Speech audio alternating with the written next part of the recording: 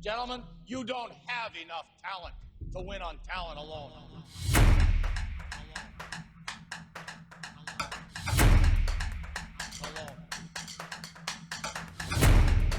Hello and welcome to the Manchurian Candidate. My name is Adam Hess, and with me, as always, like Aston Villa, he has one goal and no wins.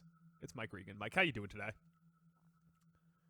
My brain broke for a second because you said Aston Villa and I heard Aston Martin. So then when you said one goal, I was really confused. How that all? Do you think in the history of the entity's existence has Aston Martin had one goal? I mean, if they were playing Rocket League, I guess probably. I was gonna say, is there an Aston Martin car in Rocket League? They had to have done some like F1 Alexa crossover. Is there an Aston Martin car in Rocket League? There was the Aston Martin from James Bond was in Rocket League. Oh, okay. Well, there you go. So Aston Martin probably has more than one goal. Yeah, unlike Aston Villa, who only has one. Great team there. Unai Emery really doing a lot. Mike, how you doing today? Where were we?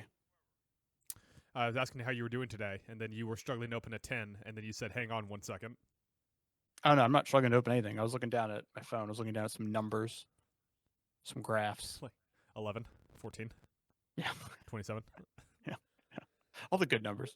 Prime numbers. How many digits do you think you could list pi to if you had 24 hours to learn? Oh, 3.14259? 1.5, so you got the fourth number wrong. Ah, damn.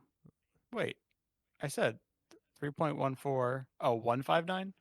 Yeah. Oh. Are you sure? Yes. I can list pi up to 112 digits. I don't believe that. That's not true. I got 3.14159. That's all I got for you. You want me to have Alexa do it? How many digits do you think I could 3.14159 265 Is this a good podcast? I think so. So far, I called us the Manchurian Candidate. Now we're just not naming the digits in pi. If you start to Google what's pi, Google, one of the things that pops up is what's pi times pi. It's 9.869604401009. Why do you think anyone needs so to know on. that? Just what, for the, what for the what thirst of knowledge? But it was enough to be a autocomplete. Mm-hmm. So what was the frequency that people were Googling? What is pi times pi for that to be an autocomplete? And why do you people need to know that? Well, I mean, sorry. The fourth thing is what's Pizza Hut's number.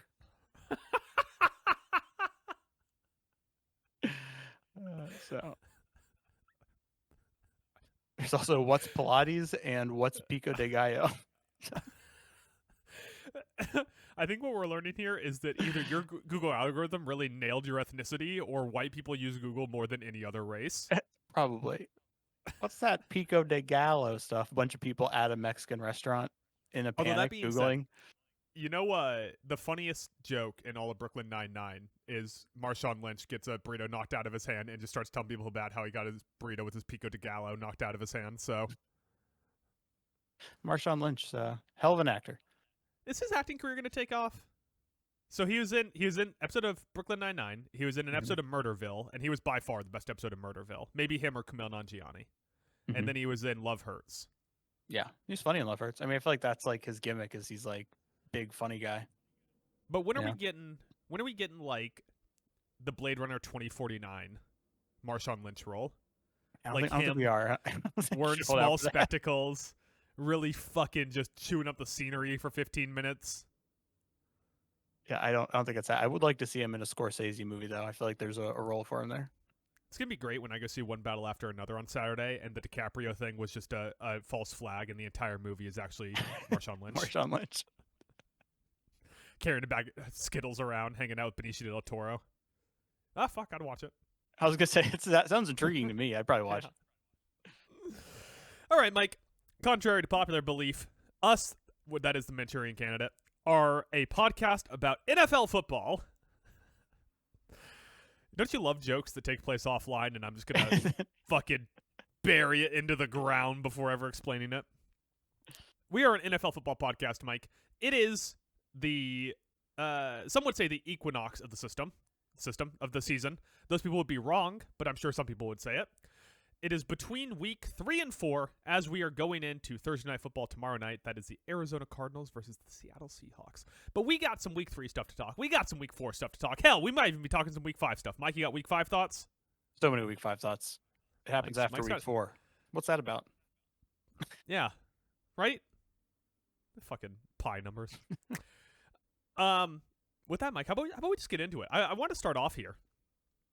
I would say this season has been the best in NFL history. Would you disagree? Yeah, I probably disagree. Okay, well, it's been all right. And there's been a lot of things that have happened so far that have either overperformed or underperformed our expectation. Would you say that is correct? That's correct. Yeah, 1 for 1 so far. Or I guess 1 and 1, unlike Aston Villa.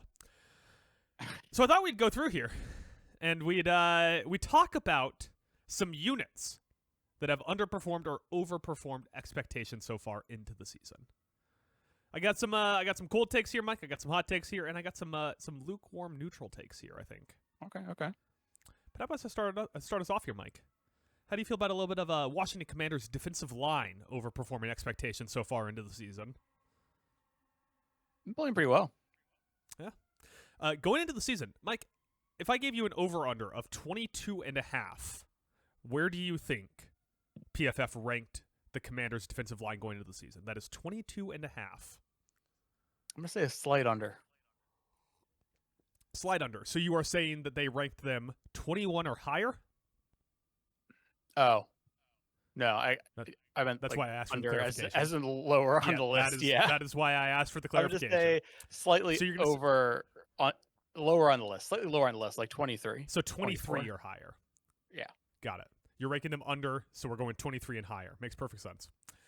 Nope. 31st. Ranked him 31st going into the season. God damn. Can you name the only team they were ranked ahead of, Mike?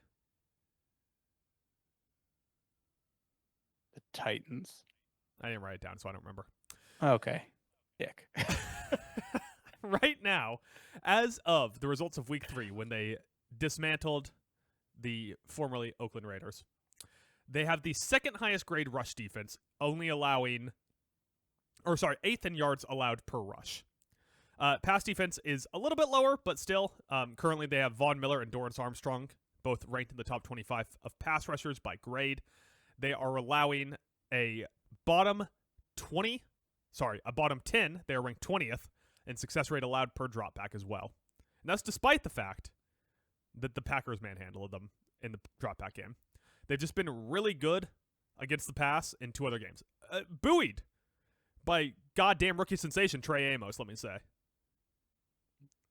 Trey Amos. You know how you never root for an injury? Like, injuries are bad, right? We can all always a agree on good that. way to start a statement. Yeah, go ahead. Yeah.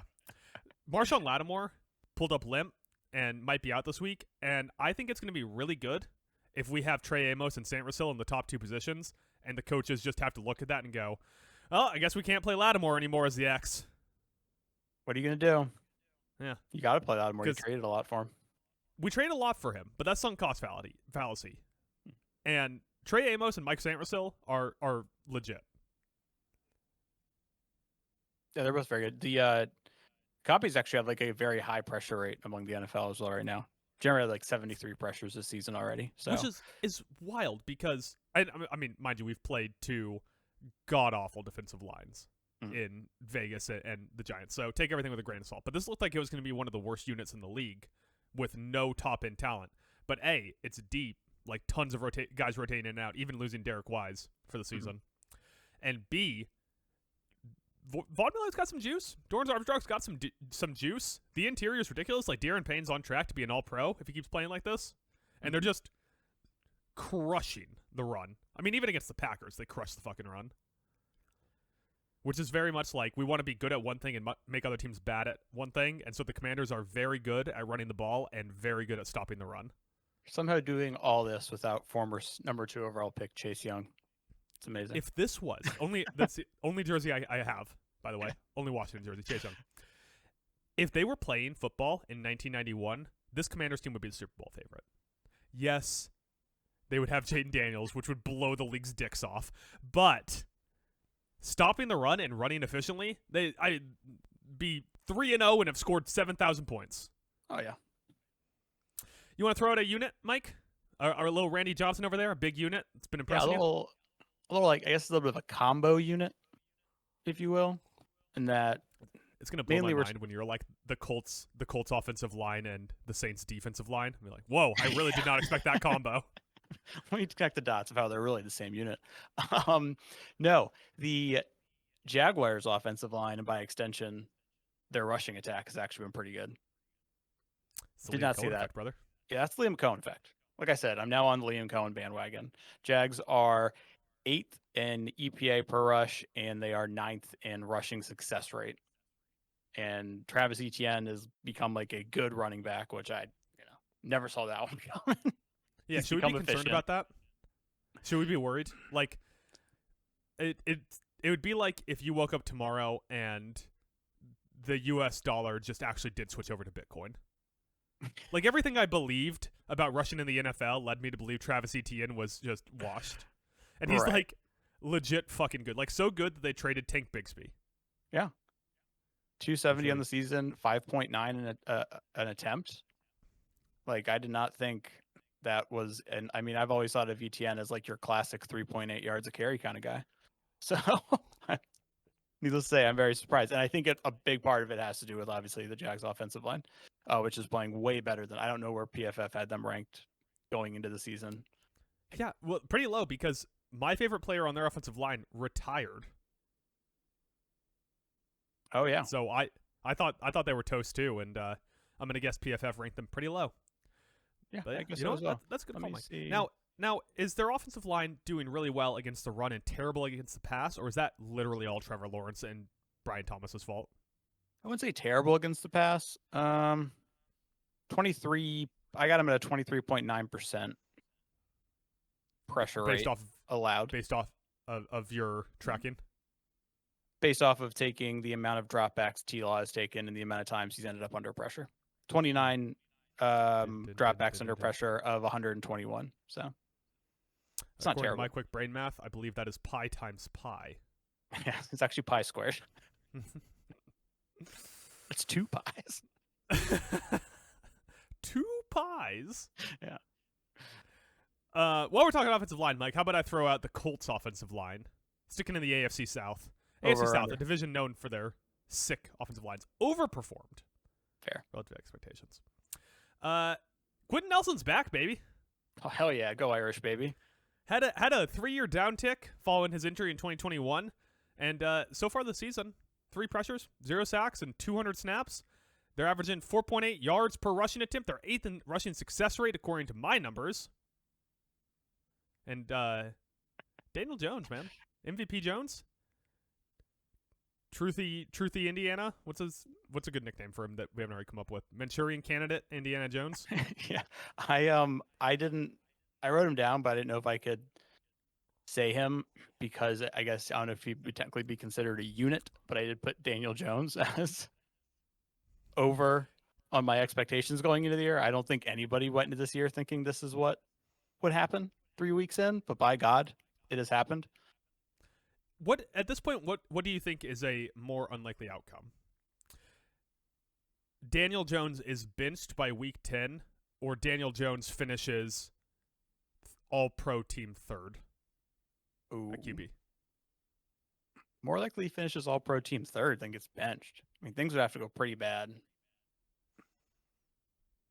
Yeah, Like, not just That's go kinda pretty wild, isn't bad, it? but like turn so heftily around. I think for him Like, to if get I- benched for Anthony Richardson, because the Colts organization hates Anthony Richardson. if I asked you that question literally 1 month ago, the answers would be flipped.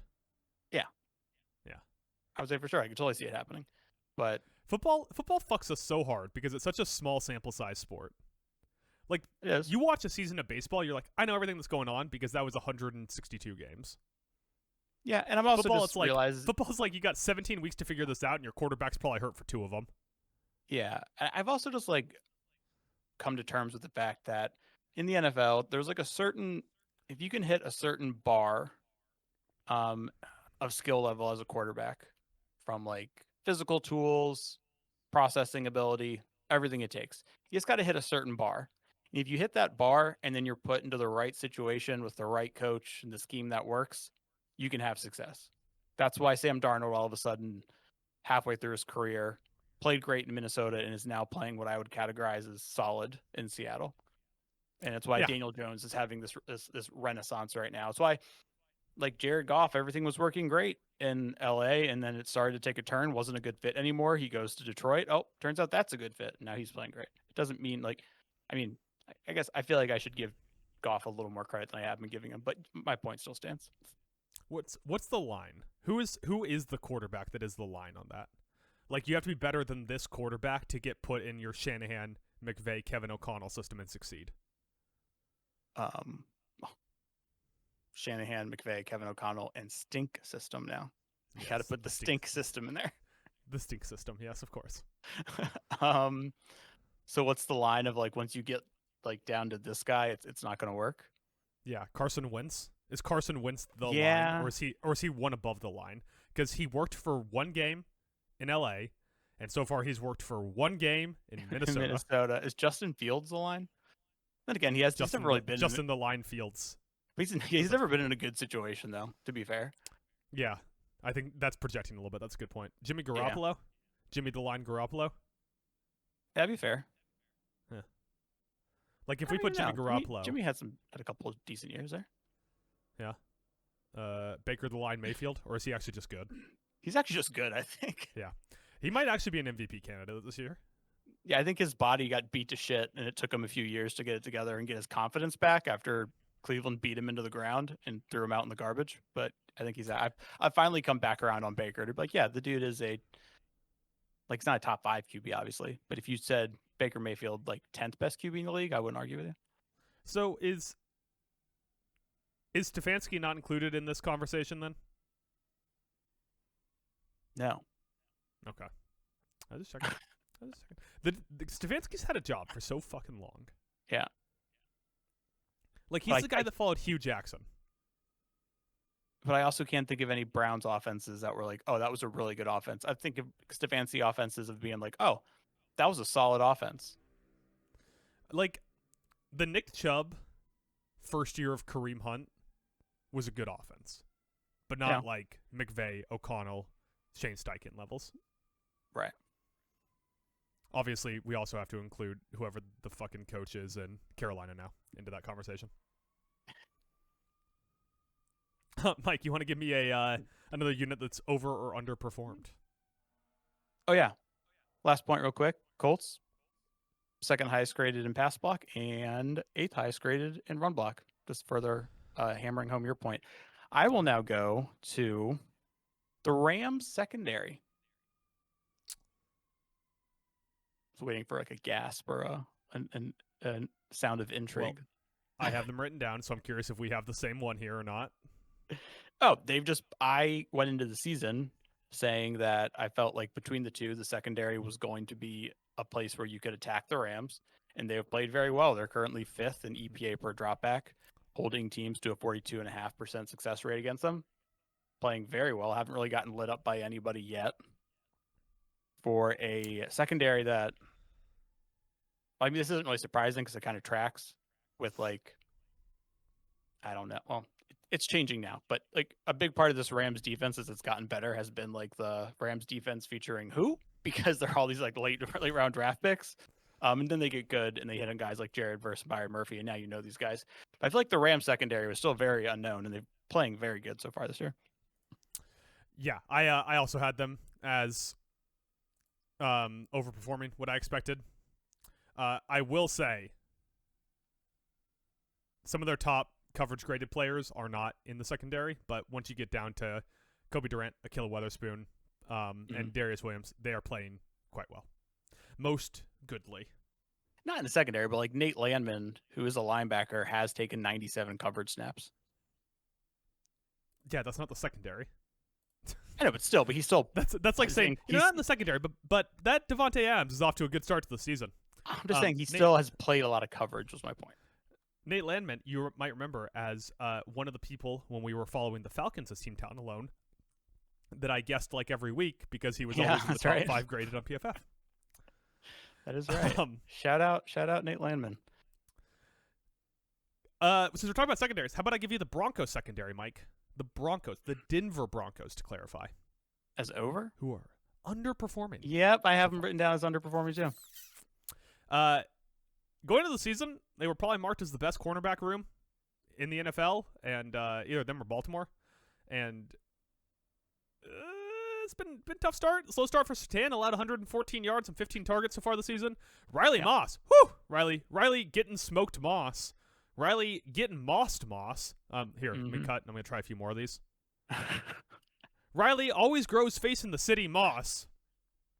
I didn't get that last one. Moss always grows face in the city. Oh, is that a shoot? No. Riley Moss deep. Any of these good? Any of these usable? I'll figure it out in a minute. 28 targets, 176 yards, and 2 touchdowns allowed through 3 weeks. Wait, did you say Riley getting mossed? Yeah, I did. Oh, okay, making sure. Good. Not a great start for him. The safeties have not been stellar. All that said, they're still 9th in EPA allowed per dropback, but we expected them to be like 3rd. So definitely underperforming. Yeah, I had to come to terms with a middle ground of when you look at some numbers like EPA and stuff like that, you're like, all right, it's not that bad. When you look at some of your more traditional box score numbers, you're like, it's not great. You look at some PFF grades, you're like, not as good as we thought it would be, especially from a Pat Surtain standpoint. And Jahdae Barron hasn't played a ton, but that's probably because when he has played, it hasn't gone great.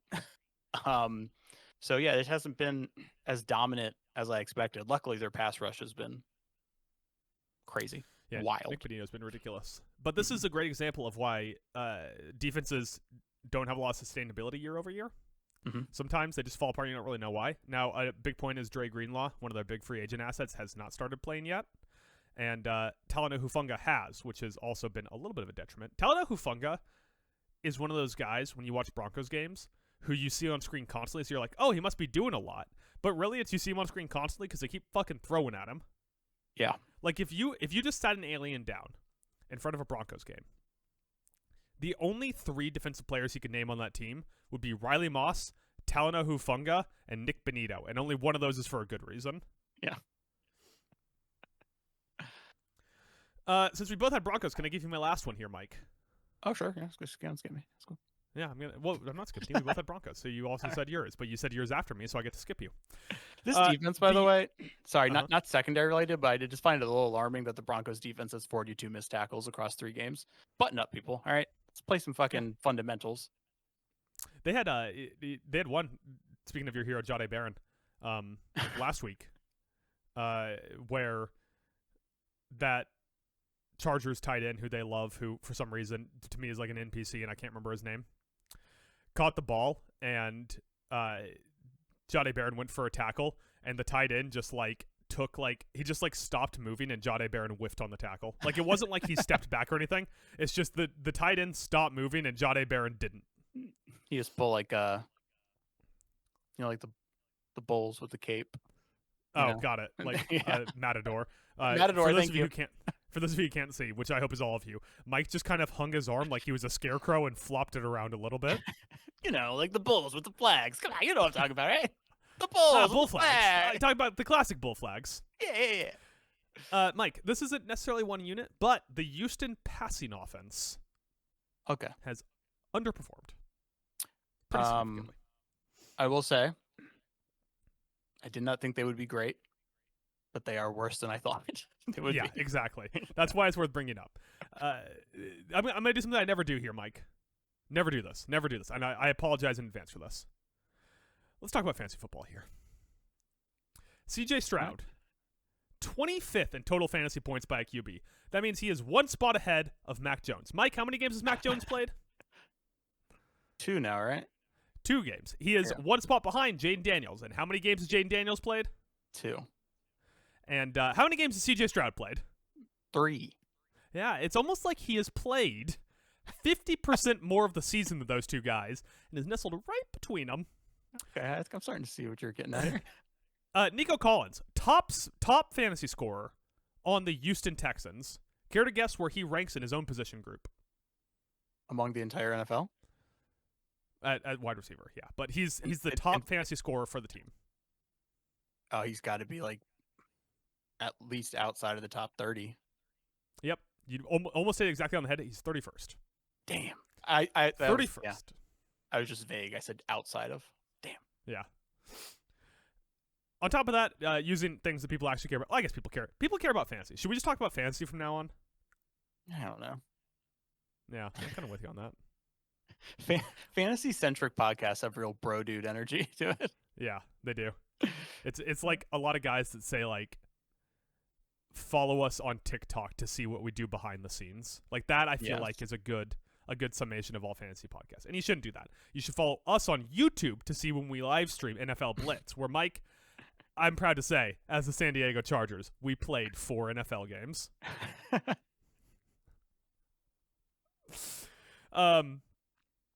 Bottom 5 team in passing DVOA, which if you don't know what DVOA is, it's a nerd thing for dorks.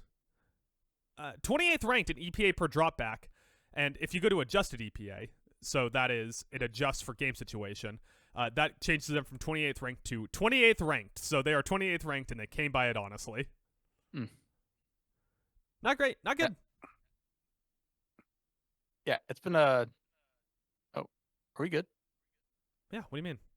Oh, okay. Your video's lagging a little bit. I didn't know if No, it could yours be on my is. end. Fuck you. How dare you? Is it? How dare you accuse me? Anyway. Yeah, so Stroud is currently 5th in the league in points above versus average starter, points added versus average starter at negative 2.2, which is a 0.46 drop from the previous year. Obviously, this year is a sample size, but last year was a down year for Stroud compared to his rookie year. Can I ask you this? Uh-huh. Is it time that we start up the Justice for Bobby Slowick train? We might have to start it up at the rate this is going. He got rolled under the bus hard last year. Yeah. Yeah. Mike, who's your final unit? Your final Randy Johnson? Well, I'm glad you went when you were like, this isn't really technically a unit, but you did anyway, because I'm doing the same thing with the Falcons passing game. I like how that one isn't even like, you didn't say like offense or anything, you just said passing game. So this also gets to rope in the offensive coordinator, Zach Robinson. Oh, yeah, don't fucking start me on this guy.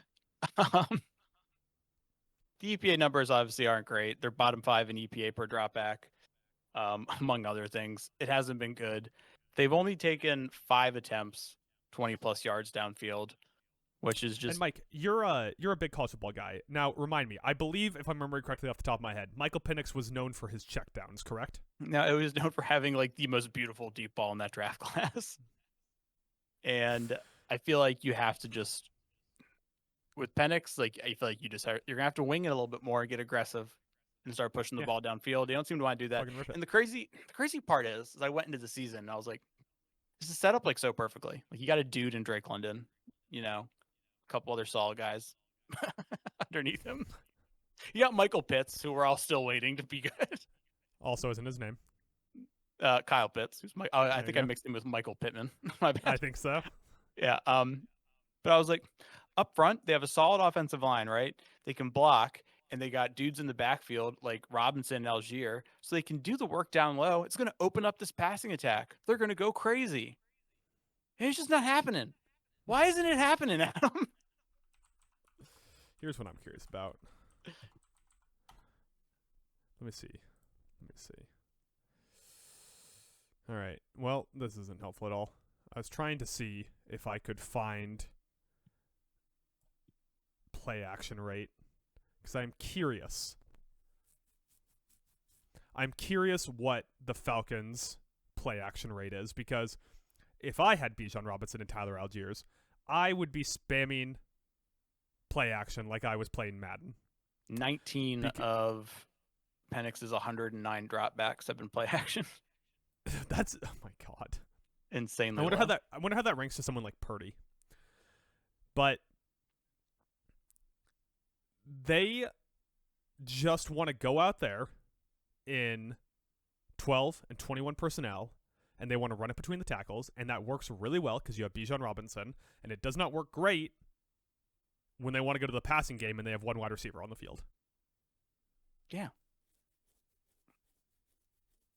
And so I don't...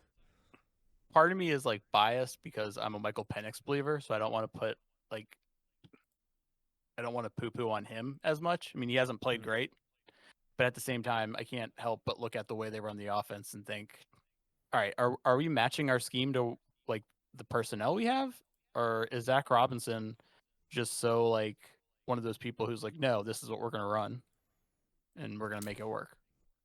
I do think that they are a little bit of I'm gonna do what I'm gonna do. And you look at Michael Penix's numbers. He's not playing atrociously. We just don't remember how bad he has been in like a couple of spots. Mm-hmm. Like the pick against, like the pick on the screenplay against Carolina. Yeah, that was brutal. The pick 6. Yeah, I'm like that was brutally bad. Yeah, but like week 1 against Tampa Bay, I think that he played like relatively well. And you know what they did in that game that they haven't done since?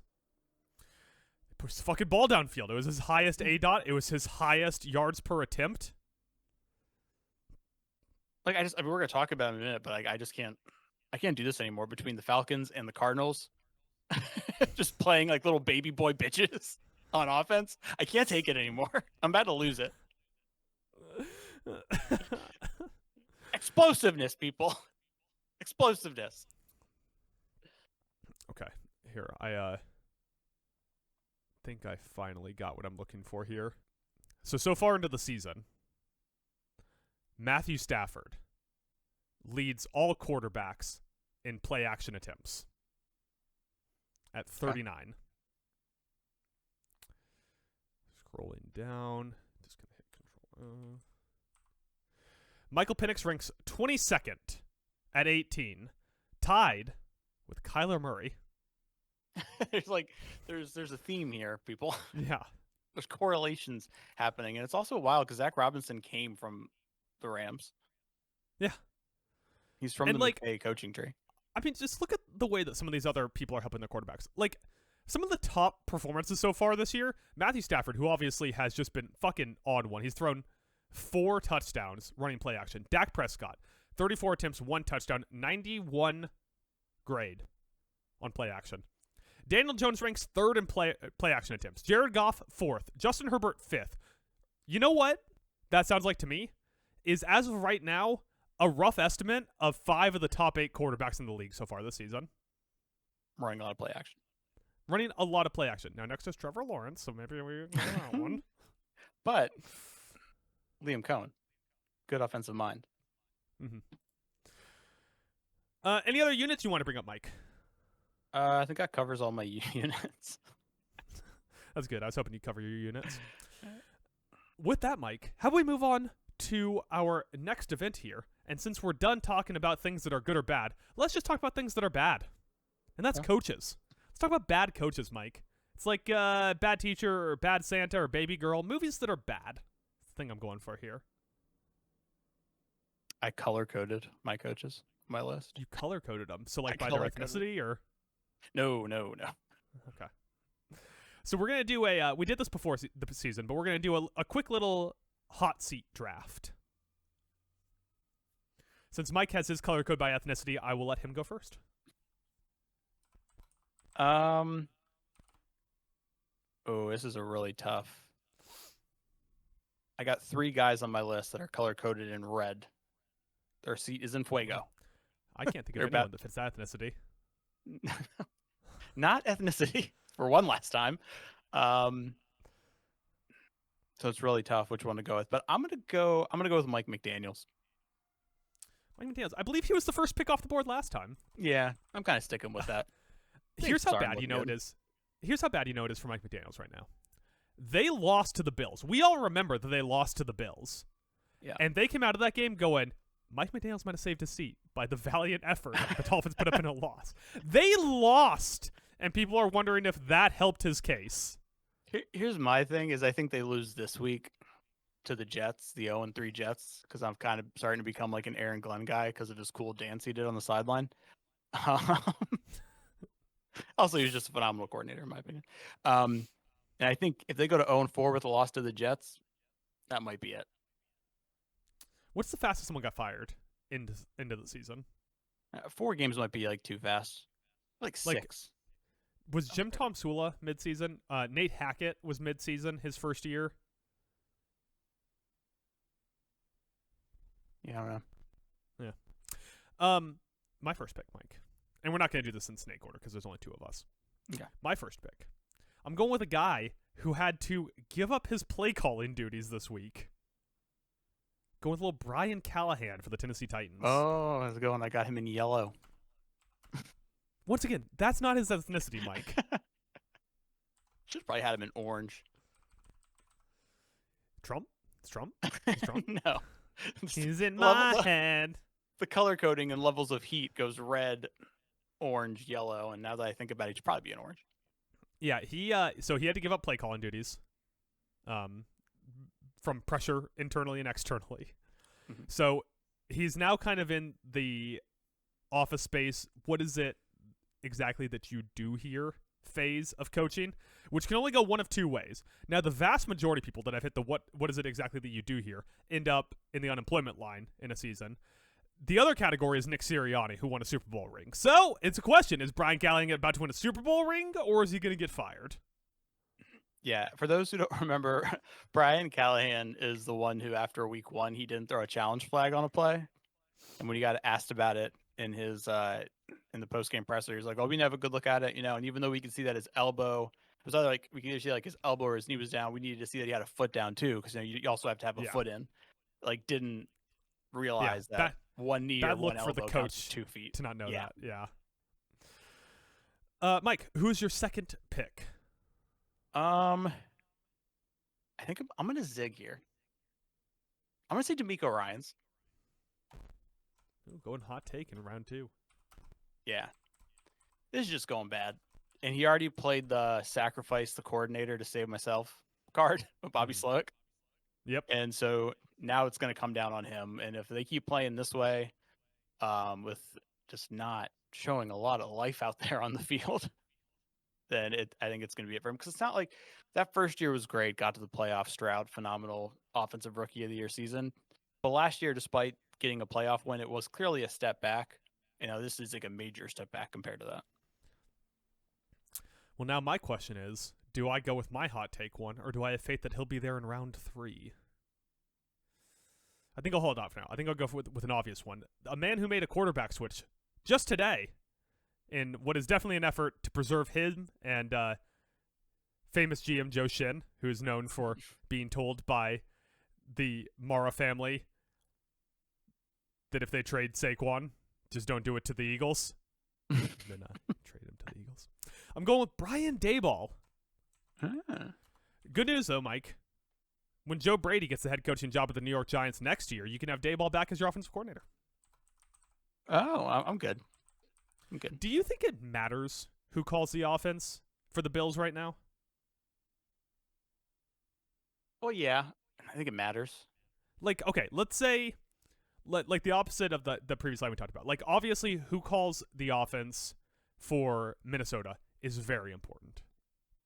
Because, I don't know, your average NFL offensive coordinator, Cliff Kingsbury, isn't going to get the same performance out of Carson Wentz that Kevin O'Connell will.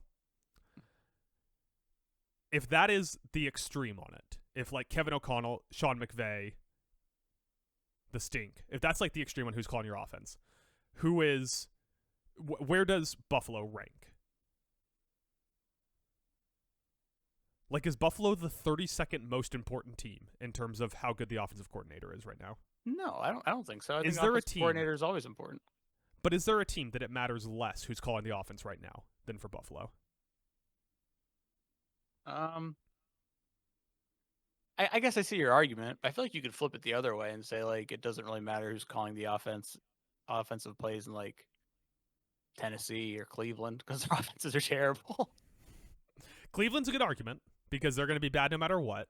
I disagree with Tennessee because I got more Cam Ward stock than most broke people had for what's the company that went under in the 90s? Is all a fraud. Bernie Madoff. I don't know. There you go. More stock than in Bernie Madoff, whatever that means. But, like, right now, I think the least change you could have by going from current offensive coordinator to insert offensive coordinator would be Buffalo. I think Josh Allen is just the best player in the NFL right now. I'm not gonna argue with that, obviously. Yeah, I mean, and you could put fucking Brian Kelly out there. I think it'd be fun. Mike, who is your third and final pick? Oof. Hopefully not someone you have coded blue. No, my 3 guys coded in red were McDaniels, Dabble, Ryans. They're all gone. So let's go with your orange coding. I'm stuck between 2 names, but I'm going to go with Raheem Mostert. Oh, that was going to be my pick. I'm just not seeing it, bud. Second try at coach. Hasn't really worked out. I think I'm with you. Yeah. I defended him because where's one pod where you were kind of like, meh, he's probably not that good of a coach. And I defended him, but yeah, no, just not seeing it, bud. Yep, I'm with you on that. Not super in. You know who I will say, who I think has saved his job so far into the season? Mike McDonald. Yes, I think Mike McDonald. right. Last year I went, I'm not in on this guy, and now I'm like, I think I'm in on this guy. Might be on this guy, yeah. Yeah. Final pick. Ooh, well now I have to wonder who I want to go with. So, I think that right now this isn't a super popular pick, because he won this week. I still think that Dave Canales is going to go because your choice is either going to be Dave Canales or we have to admit the Bryce Young pick was bad, and David Tepper is behind the Bryce Young pick, so I don't think that he's going to admit that ever. I think he's going down with the Bryce Young ship. Yeah, I had Canales on my list too. What was he coded? Yellow. So I picked 2 yellows and 1 red off your list. Yeah, you did. The only name on my list that we didn't mention, who I ended up not taking because he does have an out that could somehow save his job again, is Zach Taylor. Yeah. You think he's secretly, like when Joe Burrow falls asleep, just sawing away at his ligaments a little bit with a tiny knife? I think he probably somehow is the one who hurt Burrow. Yeah.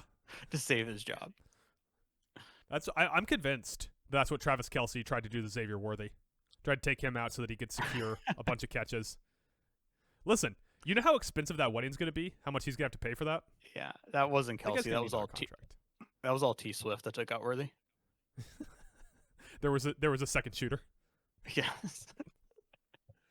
You see Schefter's report that Worthy's injury is actually like way worse than we know. I didn't. Yeah, I think he doesn't have a shoulder anymore. He's going to come back and it's going to be like elbow connected right to chest. See, I heard his kappa was detated. From his head? Yeah. All right, Mike, just to reiterate, the coach hot seat draft we just did. You got Mike McDaniels, D'Amico Ryan, and Raheem Mostert. Noticing a common theme of drafting 3 black men there, no. Mike. Yeah. I took Brian Callahan, Brian Daboll, and Dave Canales. Wow. Traitor to your Any own regrets? Do you regret drafting 3 black men? I don't. It was a coincidence. All right. Ectoplasm. You said that in that like tone. With that, Mike, we're going to do a talent alone original here. We are going to do favorite, least favorite, overrated, underrated. Going into week 4, slate of games. Mike, there are, by my count, 16 NFL games. And we're going to pick our favorite, least favorite, overrated, underrated. What's up? Bye start next week? Next week, yeah. Okay. So, Mike, kick or receive? I will go first. All right. What is your favorite NFL game of week 4? Colts at the Rams, baby. I knew you were going to say that. I fucking saw it coming from 2 miles away. The Stink versus McVay? We got the Daniel Jones Renaissance? This is going to be a fun one. Can we paint this as a revenge game for anything? Is there any revenge game here? I mean, there's 52 players on an NFL roster, so I'm sure we could find a revenge game somewhere. Just take the second string punter revenge game. Yeah. You know what the line is on the game, Mike? Yeah, the line on this game is. So you don't know what the line is. I have based to off that scroll to tone. it. It's currently -3.5 for LA, but that's only -108, so it's actually juiced to the +3.5 for the Colts. There you go. What are you looking forward to learning the most from this game, Mike?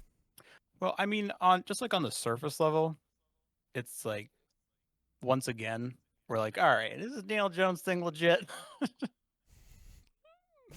Like, is it? How is it many really? weeks are we Let's going to say that? find out. How many weeks do you think we say that before we have to give up the ghost on it? I don't know. I It's think gonna we be have to get to at least week 9. 6. The Colts are going to be 7-0, and I'm gonna be like, when is the other shoe going to drop with this Daniel Jones thing? Like, he's playing our beloved Rams defense now. He's going to be dealing with Brandon Fisk, Jared Verse, Mm-hmm. Jacoby Dean. Mm-hmm. Wait, Kobe Dean? Devon Weatherspoon. I know that one. Wait, no, it's Avila Weatherspoon. I'm really fucking up the Rams roster off the top of my head right now. But let's see. Yeah. Defensive coordinator Brandon Staley?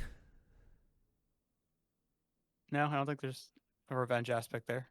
Okay. I keep trying. I don't think really so. keep trying. you keep trying though. But it's the Colts have yet to have a single turnover. Yet to have a single turnover, and they've had one punt. Yeah. Pretty ridiculous. So I mean, obviously there's some regression coming. We just wait to see how much.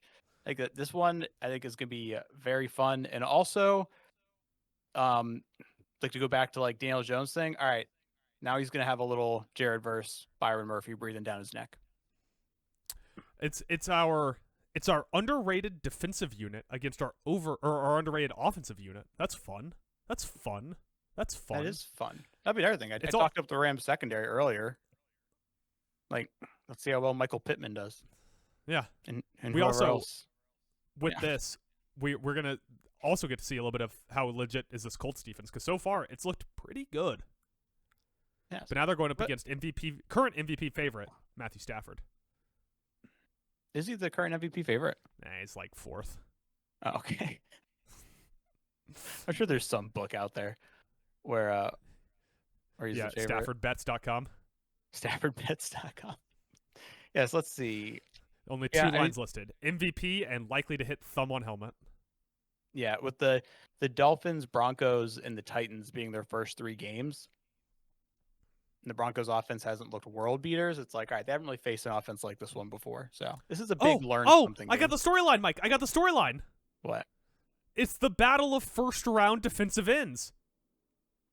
Jared Verse, Leatu Latu. There you go. Who really is the better defensive end, Mike? You figured it out. I got so excited when I thought of that. All right, Mike, can I give you my favorite game of the week? Yes. Now, obviously, Baltimore Ravens at Kansas City Chiefs. No, I don't like watching the Chiefs. Green Bay Packers at Dallas Cowboys, Mike. Oof, we are this is my overrated. 6.5-point line on this. Micah Parsons comes back to town talking shit about how it's going to hurt to sack Dak Prescott. No CeeDee Lamb. No Christian Watson. The CeeDee Say it Lamb like of that. Green Bay. Christian Watson.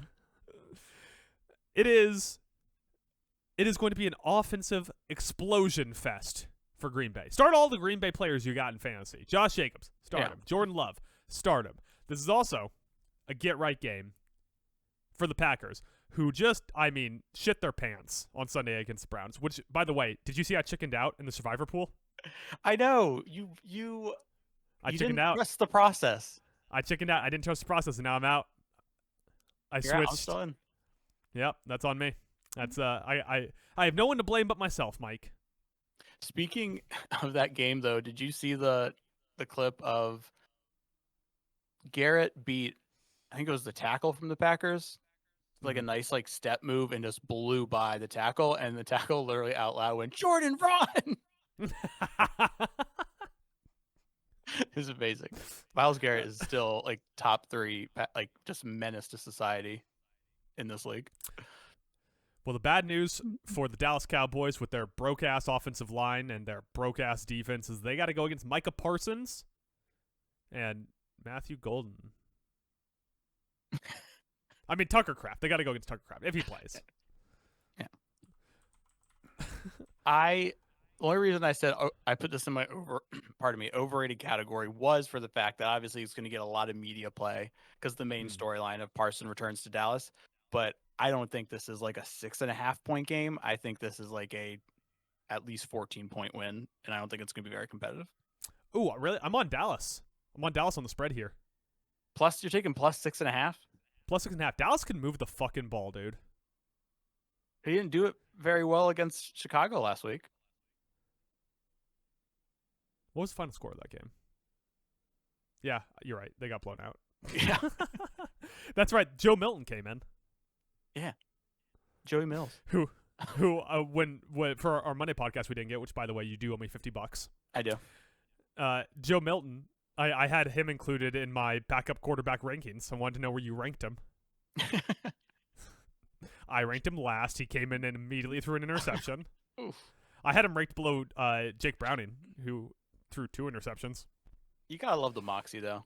Backup QB gets this like one chance to shine. Just goes out slinging it. Yeah, he throws a pick, but by God, he tried. CeeDee Lamb's out. Going to be a big Cavante Turpin game. Wow, we just completely given up on George Pickens. Oh, I forgot about him. It'll be a big. George Pickens played really well once he was the wide receiver 1 in that offense. Honestly. Yeah. All right, Mike. What is your least favorite game? All right, I'm a little biased here. Ravens at Chiefs. I just don't care. Like I don't care. Mike, the loser of this game is going to be 1-3. And I'm gonna love it. I'll love it more if it's KC. I don't trust Baltimore to get it done after what we saw against Detroit, which great game by Detroit. Dear God, Aiden Hutchinson, that fucking like Lions defense. Kelvin Shepard, stock way up in my book. The new defensive coordinator for Detroit. I know, but it's just like thank God this game isn't on NBC. Because I could not deal with Collinsworth being like, oh, Lamar, he does the dipsy doodle, then he runs and throws it, and then next series, Patrick Mahomes. It will be Fox's game of the week, so we'll get Brady on it. Yeah, but I like Brady's. Is Brady CBS? Oh yeah, no, Romo CBS is Romo CBS. Yeah. Is huge, Jim? Great quarterback battle. 2 top quarterbacks. Do you think Romo forgets before going into the booth every time that he has to take a huge shit, and that's why he talks like that? Probably. It's his brand now. Is in there going, what, Jim? That's it. I feel it, Jim. He realizes that's his brand now, though, so he's just hammering coffee all day. So he has to just shit right when he goes into the booth. It's just coffee and prunes and high fiber cereal. Excellent. So yeah, like I know Baltimore, KC, it's a big deal, but like I'm not even like that crazy about either of these teams. Like, cool, I get to see Kansas City's offense stumble over their own feet some more. You know, and what's not to love about that? What's up with Lamar? Yeah, I was texting. Who told him that was a good look? He looks like a really sad Little Richard. Okay. That's pretty good, I guess. So yeah, I guess I'm being honest. He looks like if Fran Drescher got gum stuck in her hair and had to cut most of it off. Okay, that's somehow an even deeper cut. I guess like I said, I'm biased just because these teams are perennially like the biggest challengers to the Bills every year, particularly the Chiefs, who have ruined my life. And so it's just like ruined my fucking life. Yeah, it's just a complete hate watch game for me that I will hate watch both teams, but not even enjoy the hate watching. Let me give you my least favorite. Mine's much more traditional than yours because it's actually a bad game, and that is the New York Jets at the Miami Dolphins. It's just gonna be some bad football, Mike. It's kind of fun though. We don't get up for bad football around here. Let me ask you this. No, here's what I get up for: is bad defense. I get up for Bears Cowboys because the Cowboys defense is so shit that now we have to spend an entire week going, is Caleb Williams fixed? No, Dallas has the worst secondary in all of like the NFL history this year. And both of their primary cornerbacks are out now. Yeah. Trayvon Diggs went down last week, and De'Aaron Bland was already out. I mean, still, Shout out to my boy Luther Burden on getting his first NFL tutty. Love to see it. Got his first NFL tutty. But like the Dallas defense, that's fun to watch someone play against because it's so terrible. The problem with Miami, New York, is that there's a chance that like Tua throws 2 picks in the first quarter, they go into a shell, and then we're watching Tyrod Taylor go 3 and out, and then Tua go 3 and out, and then Tyrod Taylor go 3 and out, and then Tua fumble, and then Tyrod Taylor settle for a field goal, and that's the game. Like, this game could be almost identical to Houston versus Jacksonville from last week, which was some of the most dog shit football you will see in 2025. Yeah, not great, Jim. Say it after your X-Lax, though. Yeah. Mike, you already... Oh, sorry, overrated. What's your overrated game? Oh, I already said mine was already...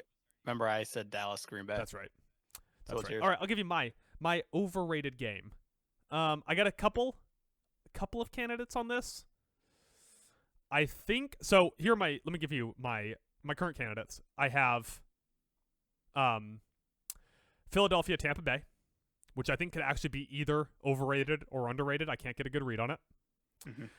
Agreed. I have Tennessee, Houston, which I have seen people picking as like a marquee game. Tennessee, Houston? Yeah. That's another fun one just for like the aspect of, oh dear God. Washington, Atlanta. Yeah, but it sounds like Daniels isn't going to play, right? So he was a limited participant in practice today. Okay, that's we good. don't have a report. He said it's up to the doctors if he plays or not. Who's the doctor? McLaurin has a minor quad injury, so there's a chance it's no Daniels, no McLaurin. Big Jalen Lane game. Yeah, who returned a punt for a touchdown. Yeah. But I think I got to go Baltimore, Kansas City for my overrated. Okay, so we're in the same stratosphere. Yeah. Listen, those two teams are supposed to be very good. They're both 1-3, or they're both 1-2 with the potential to go 1-3. Baltimore's been involved. Their 2 losses are the 2 best games of the NFL season so far. Go fuck yourself, people who are trying to say Giants, Dallas. Let's talk about stakes in the moment and stage. But my God, is Kansas City the worst team to watch in the NFL right now? So boring. So boring. So Yeah. boring. They ruined the Eagles. Like, Eagles week 1 against Dallas, super fun team to watch. Eagles against Kansas City, I legitimately consider just turning it off and going to bed. Yeah, it was a very, very, very boring game. I'm like, finally, what is your underrated game of the week? Give me a little Jacksonville at San Francisco. You cannot quit the Jags anymore. I am. Like, I don't know what it is. All right, but give me a little Liam Cohen versus Kyle Shanahan. We don't like Michael Shanahan. Yeah, he ruined RG3's career. Yeah, what'd he do? Only win 2 Super Bowls? What a fucking dork. Anyway. In a row. Jaguars. 7 picks already this year. On defense? Yeah. And how many might be more on offense. I would say if I told you that before the season, I said that Yeah. statement, you'd be like, yeah, T-Law throws 7 picks in 3 games. I believe you. How many of those have been Travis Hunter? None, Oh, unfortunately. interesting. Good that He's they paid all still that money or all that draft capital for him. Yeah, he may or may not play for the team. We're still looking for confirmation if he's still there or not. By Has the way, anyone checked behind Coach Prime? Is Travis Hunter just hiding there? he's hiding behind Coach Prime. By the way, Trevor Lawrence only has 4 interceptions. All right, so take your jokes. But yeah, Jacksonville leads the league in takeaways right now. 7 picks, and possibly, I think Purdy's set to be a limited participant. But could we possibly get Mac Jones going against a defense that's been playing pretty well? Are Mac Jones and Trevor Lawrence the same draft? Yes. Okay. Do you like how sure I was about that? Who looks like, of all outcomes possible in the NFL, who looks the dumbest if Mac Jones just straight up outplays Trevor Lawrence? Who is the single person or entity who looks the dumbest if Mac Jones outplays Trevor Lawrence in a head-to-head? I mean, That's like such revisionist history, moving the goalpost. No. I'm not saying I'm not saying you have to say that Trent Baalke looks the dumbest, right? Right. I'm saying like in that situation, is there an argument to be said that John Lynch looks the dumbest because he traded up to take Trey what's Lance. his face? Trey Lance. Yeah. Or do the Bears look the dumbest because they wasted years on Justin Fields instead of taking Mac Jones? Like, who is the single person that looks the dumbest if Mac Jones just outplays Trevor Lawrence on Sunday? The Jaguars defensive coordinator. Mike. He's also, it doesn't look like he's going to have Ricky Pearsall. That is the Atlanta hero. Something Smith. Ryan Smith? The former defensive coordinator in Atlanta when we followed the team. Oh. I don't remember now. Oh, wait. Maybe he's gone. Hold on. He might be gone. Oh, I know who it is. I don't even need to Google it. It's fucking Lou Anarumo. That's the defensive coordinator. Okay. Yeah, a lot of name value there. That's about it. Not that good. Yeah. No, I'm just kidding. Got them to a Super Bowl, bud. That's true. I'm just joking. I totally forgot the point I was making there. Jacksonville, their defense. Oh, I was going to say Niners might not have Ricky Pearsall. That's not looking good. So who's going to catch passes for that team at this point? I don't know. I'm just very interested in this, and I think it's going to be fun to see like Cohen to continue to get like blood from a stone from this Jaguars offense, while Shanahan is going to somehow put up points with an entire thing of like entire lineup of backups. This is exciting. This is good football. That's a pretty good argument. That's like if Pearsall doesn't play and Mac Jones is running sets at wide receiver for Brock Purdy, I might be pretty in. I might be more than a little in. My underrated, Mike. 1.5 point line on this game. Chicago Bears at the Las Vegas Raiders. Not enough people talking about this game, Mike. Mm-hmm. Bears coming off their hottest Caleb Williams game, looking to continue it against a Raiders defense that is so fucking bad. I watched it firsthand as Marcus Mariota looked like fucking prime Steve Young for an entire game of football. Jeremy McNichols took a 60-yard run to the house. Jeremy McNichols, notably the guy that got cut from the Tennessee Titans 3 seasons ago. The single only player on the Washington offense who looked bad was Chris Rodriguez. Literally every other player on the Washington offense looked good. So now we're going to get another... What's up? McNichols has been in Washington for a couple of years though now, right? Yeah. Okay. We are going to get another week of the Caleb Williams propaganda machine fired up. Mm-hmm. We are going to get a week of reckoning for... Like, I think this could end up being, like, another completely slanted, dominant win, just like Washington had last week, where everyone looks at the box score and doesn't think of the context, and we get just this, like, complete celebration about how Ben Johnson and Caleb Williams are fixed. And then it is going to hit a fucking iceberg next week. Let's see here. Bears are giving up 140 rushing yards a game. Yeah, their run defense isn't good. So are you hoping that this is the week your Genty stock finally pays off?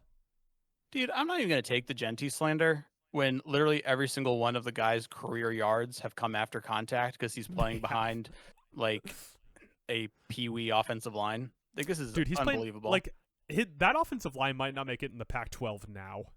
Yeah. They could be third if they were the third team in the Pac-12 right now. Here's what's crazy. So Bears Raiders, and then the Bears have a week 5 bye, and then they play the Commanders October 13th. There is a chance that we are going in to a Bears Commanders game with the Bears as like a 4.5 point favorite. Yeah. And then they hit the Washington defense that has been very good, possibly with an extremely well-rested Jaden Daniels. That might be the, oh, now you tell me week, where suddenly, like, after that week it comes out that, like, oh, Caleb Williams, after those 2 wins, went back to his old habits because he thought everything was fixed, or, you know, Ben Johnson was caught pissing his pants intentionally in the showers or whatever, right? Why would you do it intentionally? He just loves the feeling now, Mike. He associates it with football. But they go Commanders, Saints, which will be another bounce back week, and then Ravens. The Bears have so many games where they're playing dog shit defenses, and it's going to be up and down for them this season. They have a stretch where they play the Vikings, Steelers, Eagles, Packers, and Browns. Not be curtains on the Caleb Williams talk for the season at that point, but I'm really excited to watch the Bears be super dominant. I'm going to feel great for all my friends who are Bears fans, and then I'm even more excited to see what the hype machine puts out for 2 weeks after that as we go into their bye. For the big Caleb versus JD showdown, do you think this time Caleb will throw a Hail Mary? I'm just hoping that that same what is it Tyreek Stevenson. I'm hoping Tyreek Stevenson's talking again. Oh, he probably will. Noah Brown might suit up for that game. Oh shit. All right, Mike. Any honorable mentions that you want to throw out for the week, since we're only talking about I guess 7 games?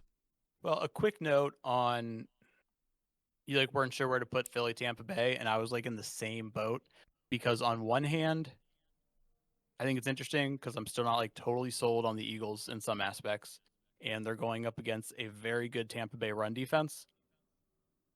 So is it finally going to be time for us to see something special out of Hurts this season? Because we haven't really seen it yet. He's been pretty underwhelming. But at the same time, it's not a game I think I want to watch. It doesn't sound entertaining. My hope with that is that they woke up last week when they had to throw their way back into the game against the Rams. Mm-hmm. And they're like, oh, hey, A.J. Brown and Devontae Smith are really good wide receivers.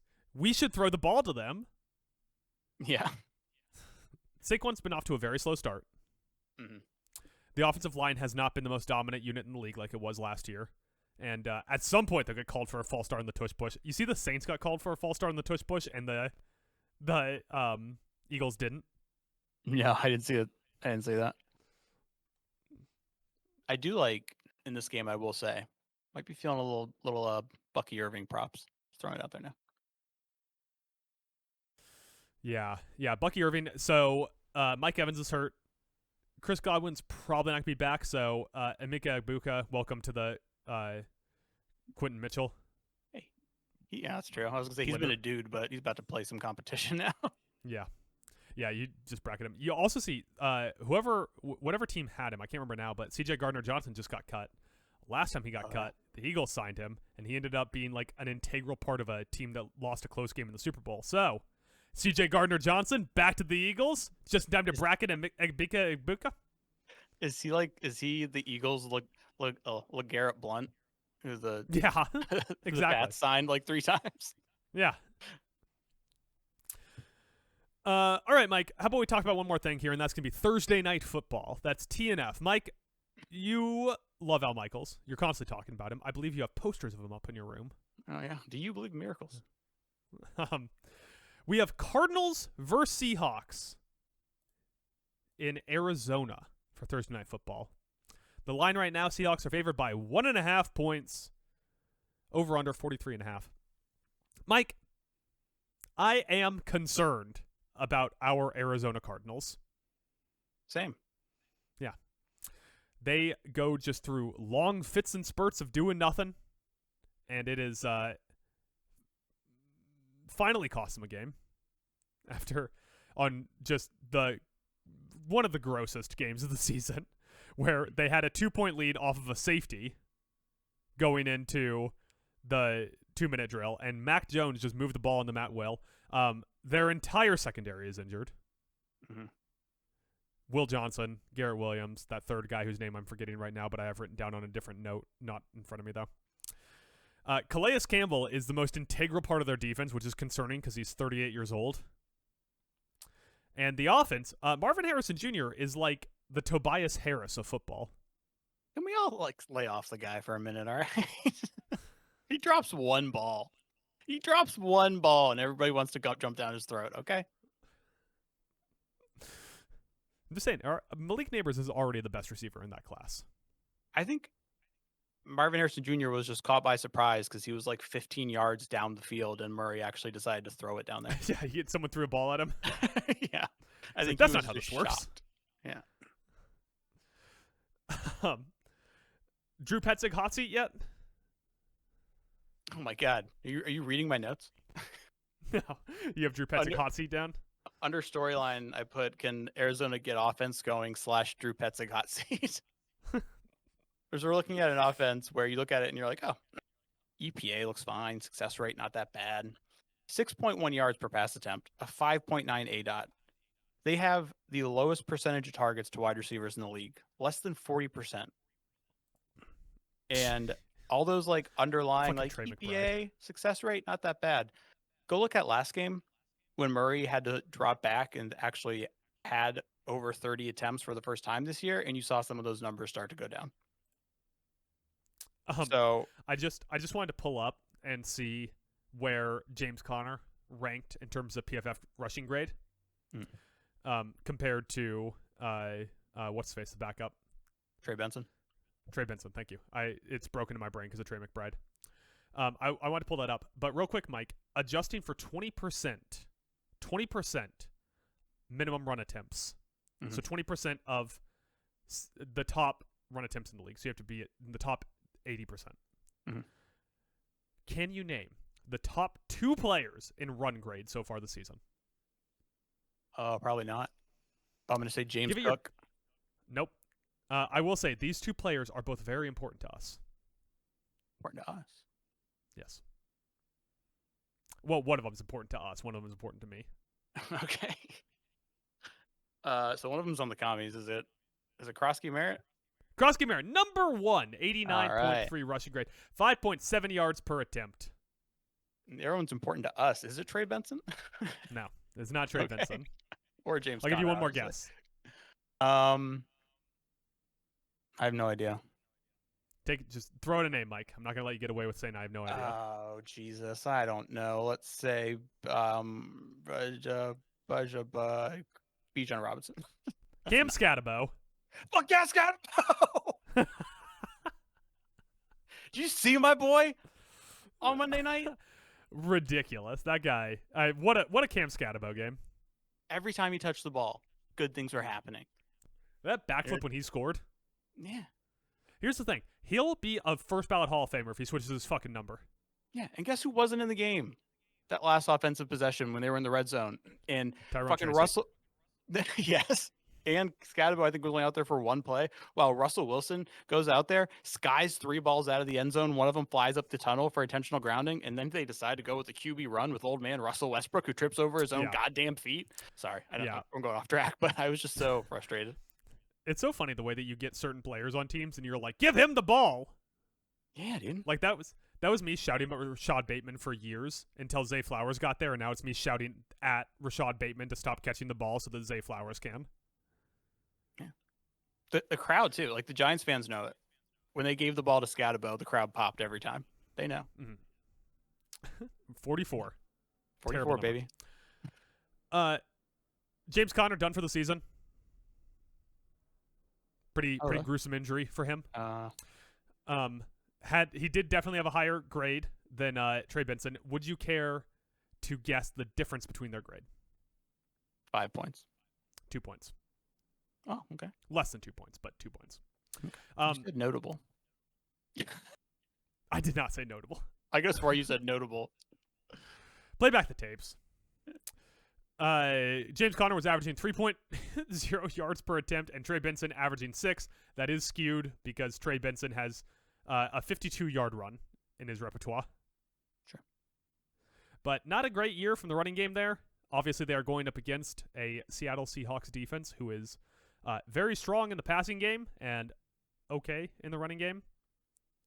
So you would hope Trey Benson gets some play, but I don't really think of Trey Benson as like a great between the tackles runner.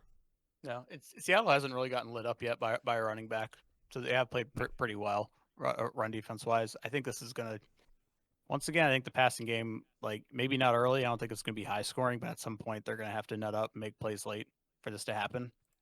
I think Kyler Murray, who's taken 7 sacks already and has a over 3 second time to throw, is gonna need to have a little more pep in his step, because I don't know if I'm watching him, but Byron Murphy, year 2. Looking pretty good right now. Yeah. Quite good. Paris Johnson Jr. back? I'll check. He was out last week. I don't know if He was.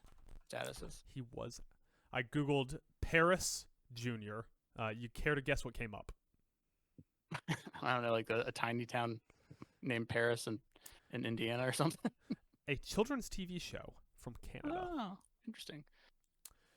Let's see here. Well, let me actually Google Paris Johnson Jr. Inactive against the 49ers.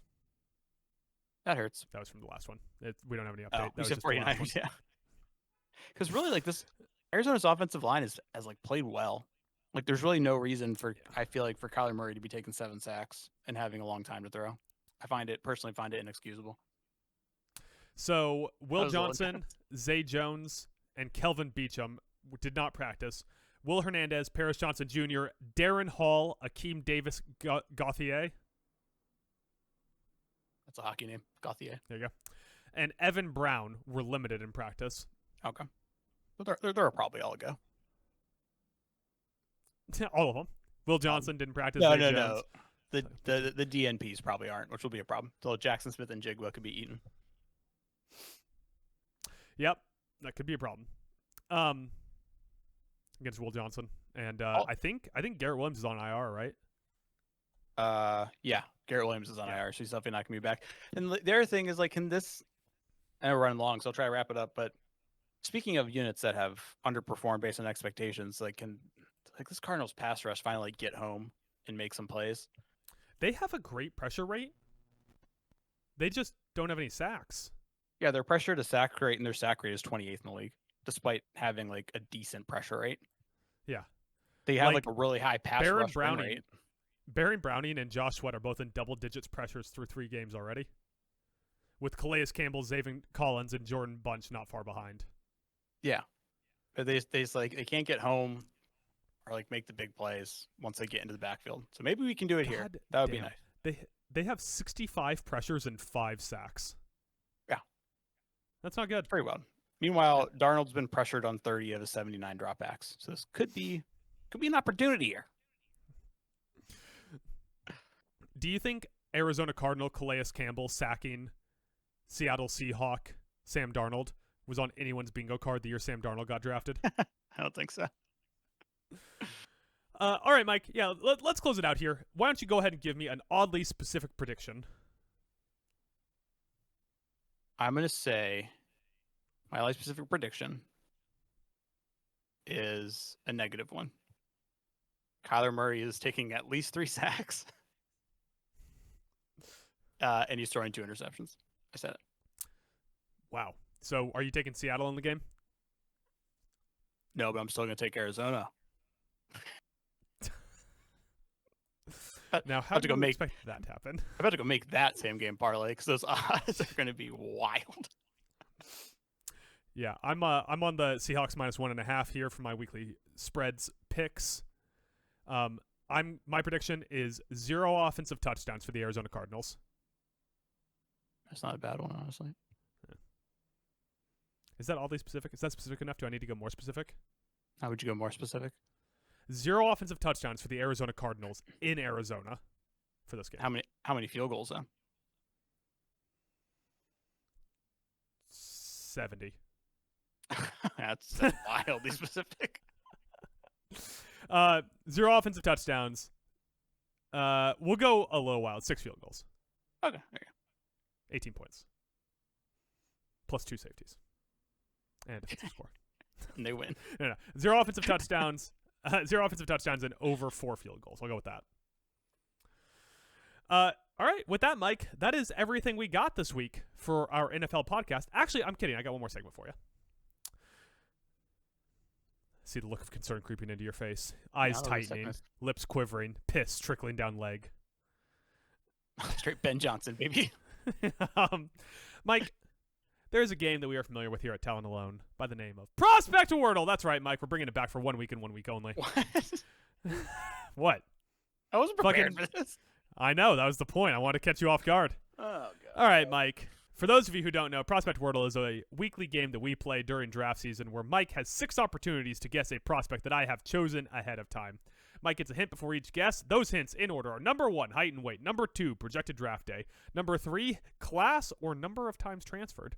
Number 4, position. Number 5, conference. And number 6, team. If Mike cannot get it in 6 tests, he has to commit seppuku live on air on twitch.tv/talentalone. This Friday. Which we don't stream on Twitch, so I don't know why I gave out that URL. With that, Mike, are you ready for our surprise round of Prospect Wordle? I mean, it's a surprise, so obviously not, but let's do it. That's a good point. Very point. All right, Mike, height and weight. 6'2", 200 pounds. 6'2", 200. 6'2", 200. Thinking like a running back. Maybe a wideout. Short little wideout. Yeah, I guess that's not true. Sometimes I get mixed up because basketball players are all 8 feet tall. Let's make our first guess. I don't know. I wasn't ready for this. Let's go with a wide receiver. Let's go. I think he's taller than this and a little lighter, so that's not right. Denzel Boston. No. 6'2", 200 pounds. This player is a projected day 1 draft pick. That is the first round of the NFL draft, Mike. Thank you. 6'2", 200. Is it For Jeremy reference sake, you said no. Okay. For reference sake, Emeka Egbuka is 6'1", 205. Oh, okay. Because you said a little small for a wide receiver, so I wanted to look that up and see. Because No, I Emeka caught Egbuka, I myself. think of as like a little bit short, but thick. Right. But it's just like every once in a while, like a Calvin Johnson comes along, and that skews your idea of a wide receiver, and you realize it's not normal. So. 6'2", 200, day 1 pick. Mike, would you like to know his class or times transferred? Sorry, I gave away his gender on that one. He did. Times transferred. Transferred once between the 2022 and 2023 season. Okay, so he's been on this team now for 2 years. 2 years. 2 full seasons and this season so far. He's been on the same team. So that eliminates some people, right? Because some schools don't do transfers. And anyone who's a freshman. And anyone's a freshman. Yeah, that's right. Yeah, that's right. 6'2", 200, 6'2", 200. I can't think of I keep wanting to think running back or receiver, but I can't think of a lot of day 1 ones because they're not great, or ones that because like Malachi Lemon's not a transfer. I don't think Jordan Tyson is a transfer. Jordan Tyson. Jordan Tyson is correct, Mike. Let's go! Bonus points. Can you name the college he transferred from in 2022? I have no idea. Never played a snap for them. Is it a P4 school? Maybe. You think I fucking know? Mississippi State. I have no idea. It's a college I'm familiar with, if that helps. I didn't look at that and go, what the fuck school is that? USC. I have no idea. Colorado. Mm-hmm. Congratulations, Mike. You got Prospect Wordle in 3 guesses. That's pretty good. That's pretty good. It's a good day for me. That's a good day for me. Mike, would you like to know what game we'll be playing on the YouTube video at YouTube.com/TownAlonePodcast? Podcast? Is it Prospect Wordle? No. It's not. Okay, what? It is Mia Hamm Soccer. Oh, sweet. Gonna ham it up this Friday night. I just meant for this video. On Friday night, where gotcha. we stream live for you, the viewer. We'll be playing some more NFL Blitz in our quest to earn the grand champion reward for beating all 30 teams in NFL Blitz. With that, Mike, you want to hit your plugs and we'll get out of here. Yeah, follow me at Silent Mike, Twitter, Bluesky, all the good stuff. And keep an eye out for on Saturdays, week 4 recap. Once again, coming to you later in the week than it should. Hopefully getting posted tomorrow, following day, week 5 preview. You can follow me at Talent Alone Adam on Twitter. On Bluesky is Kotan Film Pod. I post all of our work as it comes out on there with thumbnails created by our very talented thumbnail squad. I already mentioned it, but check out our stream on Friday at 6:30 Central, 7:30 Eastern, 6 Central, Midnight. 7 Eastern. We should really nail down the times for these things before I start talking. Yeah. We'll say 6 Central, 7 Eastern, playing more NFL Blitz, trying to figure out the bit rates. You can see Mike and I on there, our actual faces. They're not just actors that we hired to voice us as we talk off screen, no matter what the comments keep insisting. You can look forward to seeing an anonymous donation made to CPAC under Mike Regan's name for $50 in the following days. And you can email us at talentalonepodcast@gmail.com. Tell us what college you are unfamiliar with. That's all I got. And with that, Mike, would you like to give a P4-based shout-out? P4-based shout-out. Let's go with underrated, not talked about enough running back out of Washington. Jonah, he's cooking them, Coleman. They call him the Coleman train? Good one.